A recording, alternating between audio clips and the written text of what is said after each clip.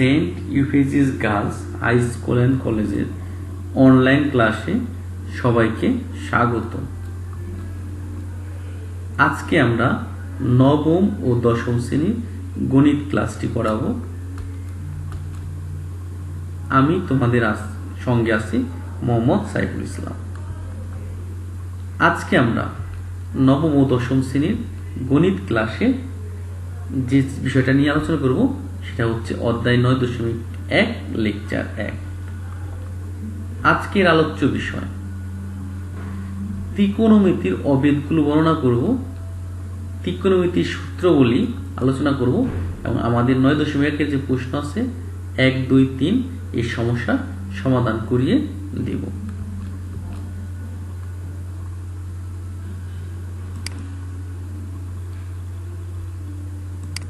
প্রিয় শিক্ষার্থীরা, তাহলে আমরা ইতিপূর্বে যে বলেছি আমরা ত্রিকোণমিতি নিয়ে আলোচনা করব।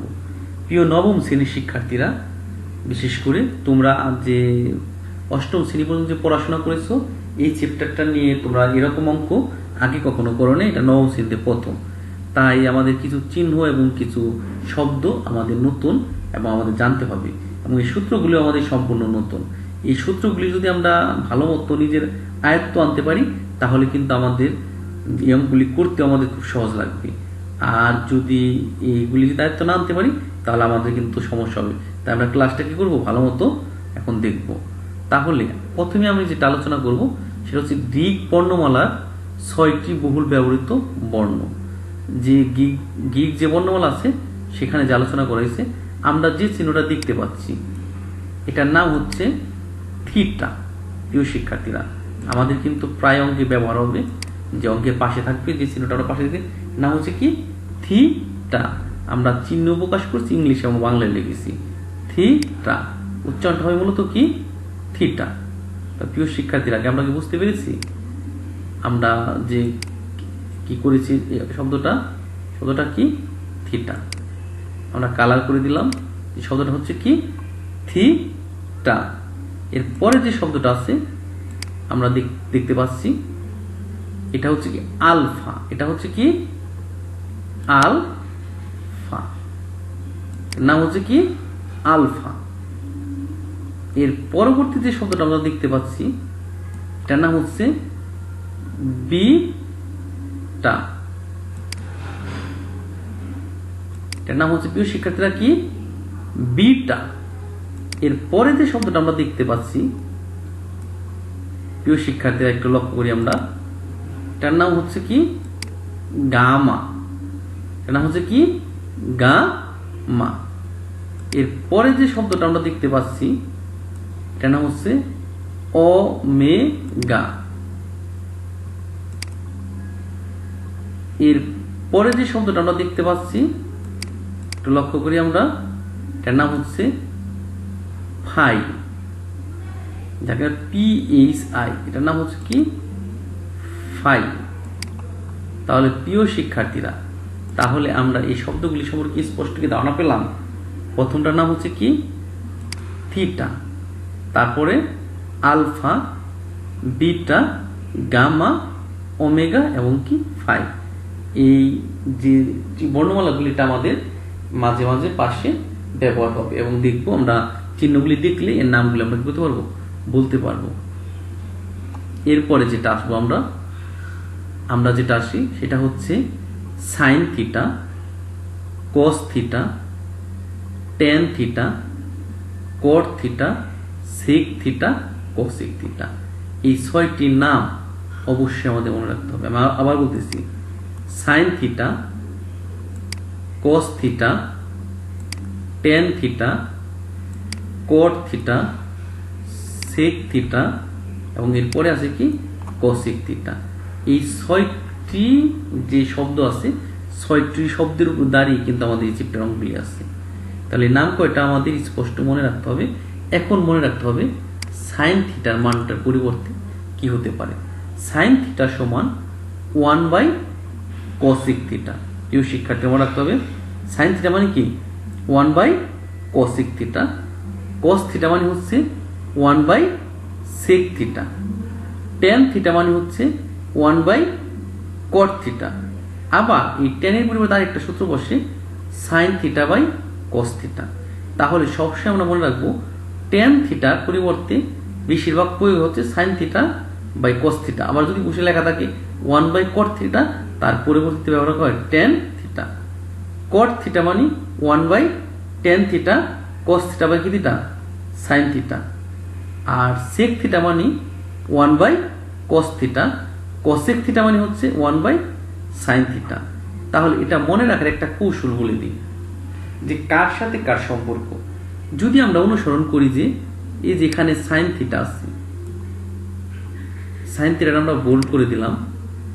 সাইন থিটার যদি রিলেশন আমরা বলি যে কসেক থিটা, এটা কসেক থিটা। সাইন যদি হয় 1/cosec থিটা, তাহলে কসেক মানে কি হবে 1/sin থিটা। তাহলে মনে রাখবো যে সাইনের যে সম্পর্ক সেটা কার সাথে, কসেকের সাথে। তাহলে মনে রাখার যে কৌশল, তিনটা মনে রাখলাম আমরা, আর তিনটা মনে রাখতো। তাহলে কজের এখানে যে মনে রাখি যে কজের সম্পর্ক হচ্ছে সেকের সাথে। কস থিটা মানে 1 যদি সেক হয়, তাহলে আমাদের সেক মানে কি হবে 1 কি কজ, 1 কি কস। তাহলে বাকি রইল কি টেন। টেনের সম্পর্ক হচ্ছে কট।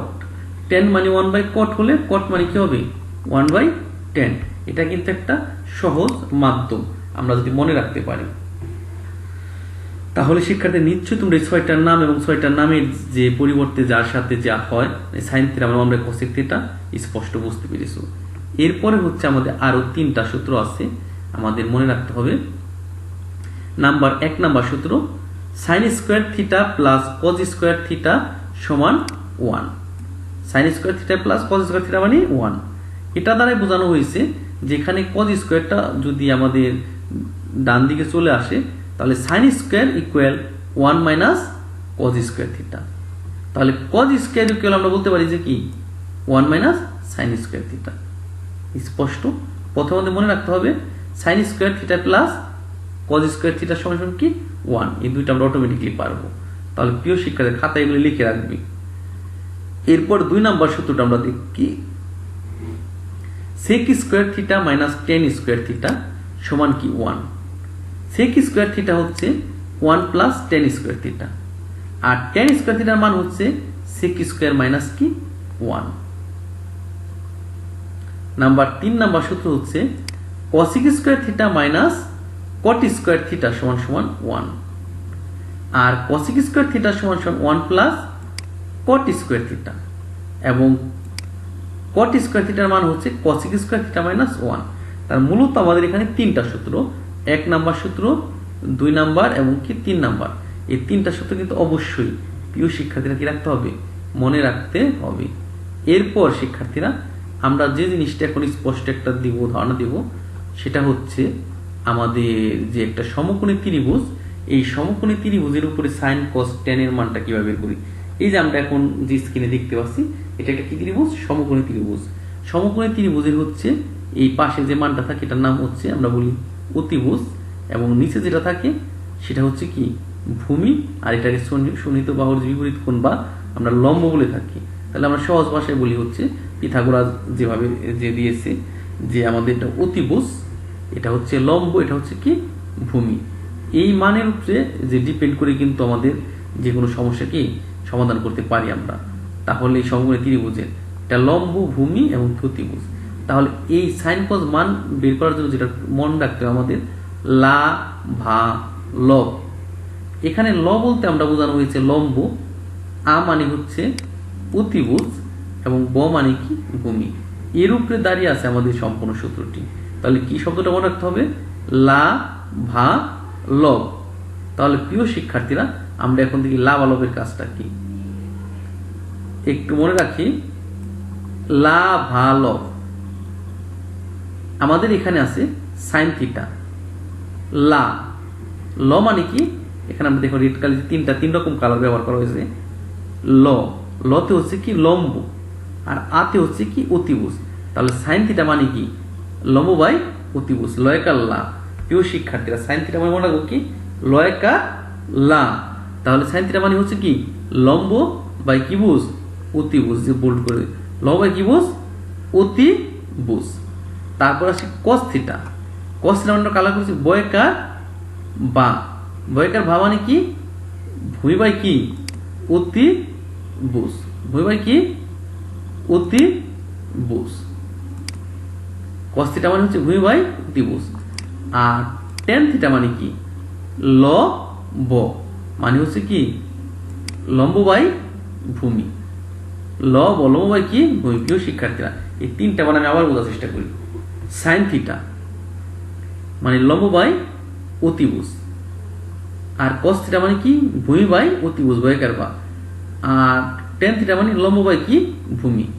আর কট থিটা আমরা অপোজিটও লিখতে পারি, যে আবার উল্টা দিক থেকে লিখি আমরা, যেমন ব ল, এই দিক থেকে আমরা যাব ব ল মানে হচ্ছে ভূমি বাই কি? লম্ব। সেক থিটা মানে কি? অতিভুজ বাই কি? ভূমি। আর কসেক থিটা মানে হচ্ছে অতিভুজ বাই কি? লম্ব। প্রিয় শিক্ষার্থীরা, আমরা তিনটা মান পারলে আর তিনটা অলরেডি পারবো, সাইন কস টেন। এটা যদি আমরা মনে রাখতে পারি যে সাইন মানে কি, কস মানে কি, টেন মানে কি, তাহলে কিন্তু খুবই ইজি হবে আমাদের জন্য। এর পরিবর্তিতে হচ্ছে আমাদের যে পাঠ্য বই আছে 9.1-এর, সেই 9.1-এর যে পাঠ্য বই যে সমস্যা, সেই সমস্যাটা সমাধান করে দিও। 2 নাম্বার সমস্যা প্রশ্নে লেখা আছে সাইন এ সমান সমান 3/4 হলে এ কোণের জন্য অন্য ত্রিকোণমিতিক অনুপাত নির্ণয় করো। প্রশ্নে দেওয়া আছে সাইন এ 3/4, এ কোণের বিপরীত বাহু হচ্ছে 3 এবং অতিভুজ হচ্ছে আমাদের কি? 4। অতিভুজ হচ্ছে আমাদের কি? 4। ত্রিকোণমিতিক মান হচ্ছে আমাদের কি দিব?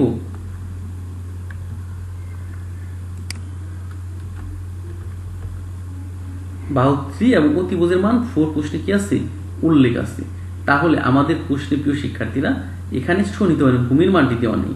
পিথাগোরাসের উপপাদ্য অনুসারে আমরা বলতে পারি যে অতিভুজ স্কয়ার মাইনাস যে বিপরীত বাহু দৈর্ঘ্য বা লম্ব স্কয়ার। এখানে আমাদের কত আছে? 4 4 16 বিয়োগ 9, বিয়োগ করলে কত হবে? 7 হবে। তাহলে যখন এখানে আমরা তিনটা মান বের করি, যেমন এখানে লম্ব 3 আছে এবং অতিভুজ 4 এবং এটার মান হবে কত? √7। রুট কি হবে? 7। তাহলে প্রিয় শিক্ষার্থীরা, এখন আমরা যেটা বলবো, প্রশ্নে সাইনের মানটা দেওয়া আছে, আমরা বের করবো কার মান? কজের মান। কজ মানে কি? আমরা ইতিমধ্যে পড়েছি ভূমি বাই কি? অতিভুজ। এখানে ভূমির মান আছে √7 এবং অতিভুজের মান আছে কত? 4। তাহলে √7 বাই কি? 4। কস থিটা মানে কি? ভূমি বাই অতিভুজ। টেন থিটা মানে হচ্ছে কি? লম্ব বাই ভূমি। লম্ব আছে এখানে 3 আর ভূমি কত? √7। আর কট থিটা মানে কি শিক্ষার্থীরা? ভূমি বাই কি? লম্ব। এই যে √3/7 উল্টো হয়ে গেল। সেক থিটা মানে কি? অতিভুজ বাই কি? ভূমি। 4/√7। অতিভুজের মান 4 আর ভূমির মান কত? √7। কসেক মানে কি? অতিভুজ বাই কি? লম্ব। অতিভুজের মান 4 এবং লম্বের মান কি? 3। এখানে কিন্তু প্রশ্নটা পারলে ইজিলি পাওয়া যায়। এরপরে আমরা আসা যাক আমাদের বইয়ের যে 3 নাম্বার প্রশ্ন, সেটার সমাধান। দেওয়া আছে 15 cot a সমান 8, sin a ও sec এর মান বের করো। দেওয়া আছে 15 cot a সমান 8, এই 15টা কোথায় ভাগে চলে গেল? গুণে আছে। তাহলে এ কোণের বিপরীত বাহু 15 এবং সন্নিহিত বাহু হচ্ছে কত? 8। তাহলে এখানে প্রিয় শিক্ষার্থী অতিভুজের যে চিত্রটা বানিয়েছি, অতিভুজের মানটা নাই। অতিভুজের মান হচ্ছে লম্ব স্কয়ার প্লাস কি? ভূমি স্কয়ার। 15 গুণ করলে আমাদের হবে কত? 225। 8 এর মান 64। এই দুইটা যদি যোগ করি, যোগ করলে কত হবে? 289। এটাকে বর্গমূল করলে হবে কত? 17। প্রশ্নে বলছে প্রিয় শিক্ষার্থীরা যে সাইন এবং সেক। সাইনের মান আমরা জানি কি? লা বা লবে লা। লম্ব বাই কি? অতিভুজ। লম্ব আছে 15 আর অতিভুজ আছে কত? 17। তাহলে সাইন থিটার মান হচ্ছে 15/17। আর সেক মানে কি প্রিয় শিক্ষার্থীরা?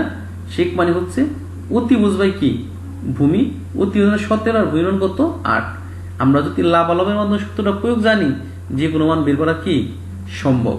তাহলে প্রিয় শিক্ষার্থীরা, তোমরা বাড়ির কাজ করে নিয়ে আসবে যেটা, সেটা হচ্ছে আমাদের যে পাঠ্য বই আছে, আমাদের পাঠ্য বই অনুশীলনী 9.1-এর 2 এবং 3 তো আমরা আলোচনা করলাম আমাদের 5 লেকচারে। এর পরবর্তী লেকচারে আমরা বাকি অঙ্কগুলো আলোচনা করে দিব। তোমরা পাঠ্য বইয়ের 1 নাম্বার, 4 নাম্বার এবং 5 নাম্বার এই 3টা অঙ্ক অবশ্যই বাসায় চেষ্টা করবে এবং বাড়ির কাজ করবে। সবাইকে ধন্যবাদ।